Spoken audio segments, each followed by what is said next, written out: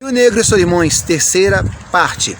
No ano de 1998 lançaram o sexto disco, agora pela gravadora Polygram, obtendo a vendagem de cerca de 500 mil cópias. Destacam-se neste disco as composições Falta Você, Falta Você, A Gente Se Entrega, Uma Dose de Saudade Misturada com Paixão, Tô Doidão, Essa Noite Que Passou Eu Quase Enlouqueci, Saudade Pulou no Peito, Saudade Pulou no Peito. E de São Paulo a Belém, que foi também um estouro. Esse disco arrebentou.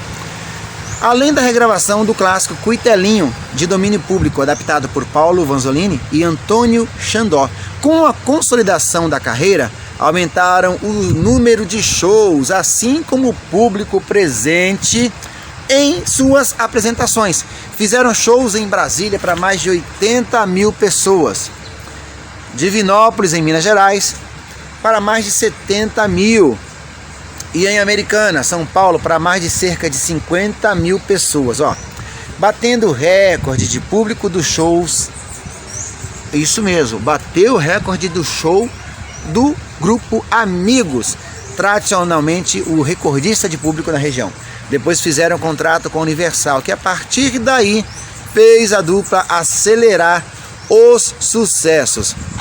A dupla Rio Negro e Solimões se inspira em outros como Tonico e Tinoco, Milionário e José Rico, além dos astros internacionais como Alan Jackson e Shania Twain. Suas músicas são principalmente românticas e arrasta country, com o uso de sanfona, viola e percussão, misturando elementos das modas de viola e do country. Essa foi aqui a terceira parte falando de Rio Negro e Solimões. Um abraço a todos e estamos conectados por aqui, viu?